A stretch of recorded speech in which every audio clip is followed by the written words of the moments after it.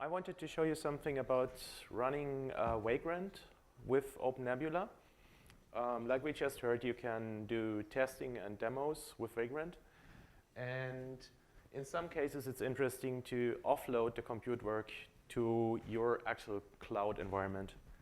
I just opened the slides too because I forgot about those.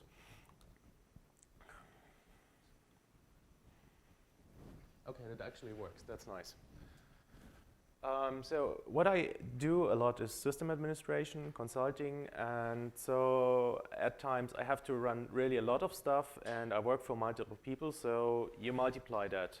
If I test something, I might need really a lot of RAM for the testing, and I might be constantly fighting in my laptop to free up memory for virtual machines and for my browser and to keep that stuff organized. And yeah, Vagrant is a good thing in that context because Vagrant allows you to actually shut down a test environment if you're not using it. So let's say today I work something with OpenNebula and I run an OpenNebula sandbox, and then I'm done with that and I can just suspend it like you do it in OpenNebula.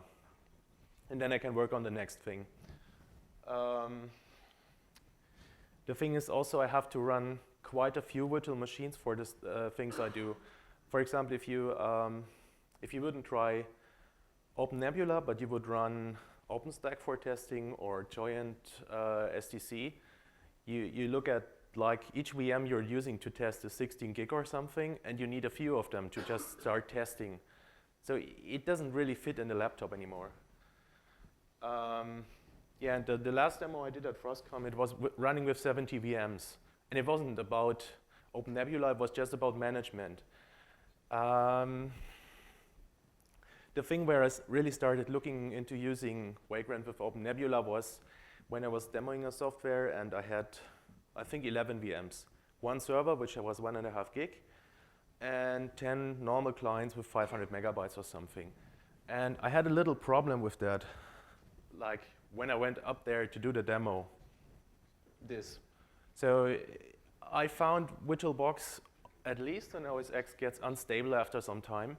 And if you run more than 3 or 4 VMs, it might just crash. And it is more likely to crash if you run 15 VMs or something. And so I knew I had to find a way around that and stop doing anything in my laptop. So the other reasons are, it doesn't really scale well. VirtualBox is not an enterprise virtualization, so it's not optimized to not waste idle time, for example. It happily emulates idling. Yeah, it's unstable for me at least, and you also don't get large-sized laptops easily, not with a lot of RAM.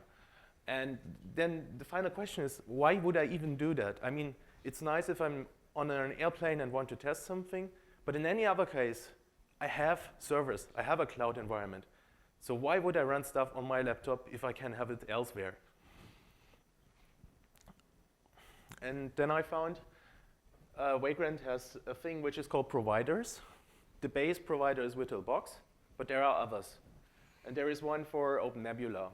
It's been around since about a year, and it's by this guy whose name I cannot pronounce, unfortunately. He's, I think, in Russia. And he started working with ROCCI, and due to some complexities which I do not know about, he switched to Fork, which is a Ruby library that abstracts different kinds of clouds. And yeah, the documentation is kind of thin. So in the start, I tried to work with that guy, so he helps me, and I just wanted to hire him for that, and instead he explained it to me a lot. And then I ran out of time, and this year I resumed that because I just needed more performance. And so this is the actual download site for this OpenNebula provider, but you can also do things like Vagrant install, and then you just give the name of the plugin. If you add that, you get just options for this Vagrant file. Each Vagrant environment has a file like this, which describes how many VMs to run, what they should look like. And as you can see here, it now has an RPC2 URL pointing at OpenNebula. So you make a Sunstone user, and well, that user gives it access, and it's able to spin up things on OpenNebula. I used an old OpenNebula server I had around and tested with that. And I had to install a few plugins to make this really work. Especially this thing which is called SkyTab. It's actually for a different cloud provider. They have error handling. Normally, Vagrant doesn't do error handling for SSH connections. And the moment the provider tells it the VM is running, it's going to connect via SSH and then say, I'm not able to reach that host, and it gives up. And so I added this patch to actually make it retry. Yeah, and don't forget to use to make a Sunstone user to use for this. A boot process looks like this. You say Vagrant up, and you can give ---- provision if you're retrying or something. And then it begins to start, does a few retries, and yeah, skip over that. Where's the damn boot up? Oh, here, sorry. I misordered a few slides. And here you can see now a connection refused. So now actually it has connectivity, and a little bit later, the SSH daemon is up, and so you can SSH in, and it configures everything for you. One slide back. So I think the slides will be somewhere for download. If you try this, there is only one line of patch you have to make. That's this one. So normally, Vagrant has built-in functions. One of them is called wait for SSH or something. And this module overloads the other one. I don't understand any Ruby, but I was able to add that. And it's really just put in that line, and it starts working. The base usage, you take some Vagrant file, and you will have to make slight adjustments because remote network management cannot be done over the fork library, I think, or it's not implemented somehow. So what I made is there's a pre-made network in the template, and then it works. I'll show it in a second. So you have to make a few small adjustments. Vagrant expects a user on the system with a defined SSH key, which it later replaces. I just tested you can also do that with a startup script in OpenNebula, so you don't have to modify your normal template a lot. You can just put in a script which does this configuration. There's a few small limitations. You must not set the host name from Vagrant if you have the OpenNebula context installed. Otherwise, it's going to clash and set the host name twice and maybe to different things, and it goes all wrong. And normally, Vagrant will mount your home directory from the laptop to the VM, but the VM is not running on your laptop anymore, so you need a workaround for that. You can use NFS. The basic thing which it does is just rsync. And what I looked at is using SSHFS, which you can, for example, point at a file server or something. So there are options. Just be aware. If you put the VM on your cloud, it's not going to reach your home directory. The last thing, my OpenNebula host was at Scaleway, and there you only get one external IP. So the easiest thing I could do, I made a NAT bridge, and I added a VPN to that. So I can actually VPN connect to the cloud, work with these VMs normally, and they don't need any public IPs or something. And that's really good because that's the normal use model in Vagrant. Normally you have only test VMs. Okay, all the links I put at the forum. If you search for this term, you will find them. And that's like all the documentation I could find and so on. Okay, and that's the recap. And I'll skip the demo because we're out of time. But it works. Any questions? Sorry? A minute or two? Go ahead. Okay. So So this looks like a shell, yeah. Okay. So I'm in a directory where I put a Vagrant file, which is basically from scratch. You'll see the content in a moment, and you'll see my nice password, so take pictures, I don't care. So this is how it calls out. I don't know if there is a plugin to do password management in Vagrant. I didn't look at that. But basically it's Ruby. So if you can write Ruby, you can externalize that, of course. Yeah, and then you can give some settings for OpenNebula, like the amount of memory and so on.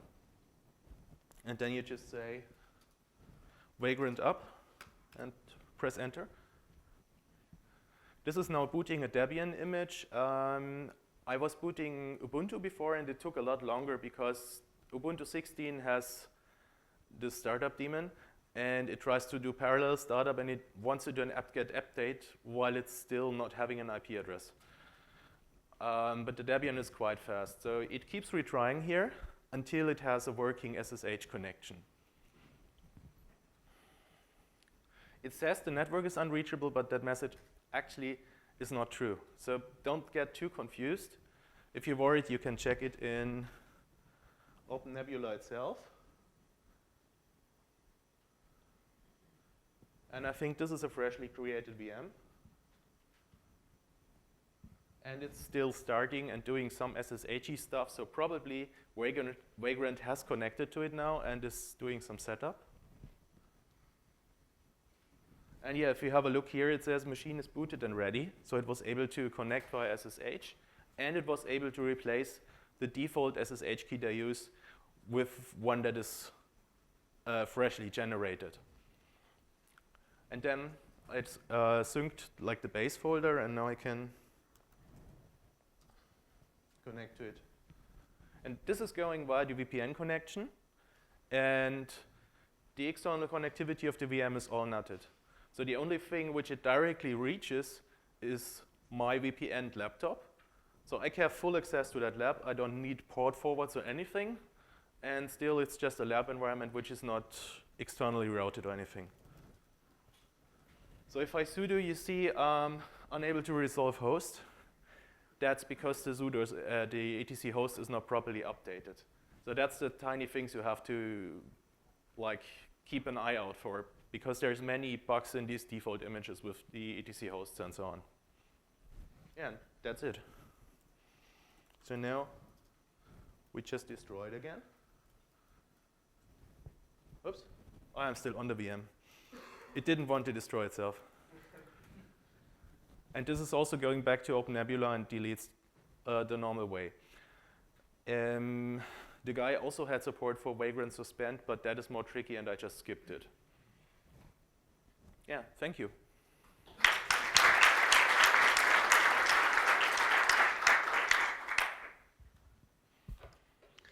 Any questions for Florian? How does the keyword look for plugging on the board? Sorry? The keyword. Oh, I'm sorry. It's just lab-1. I put it back here.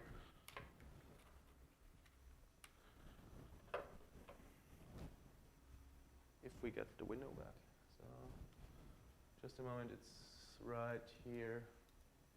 So this is the topic. And it's really all I could find about this topic. It'll also list other tools you can try and so on.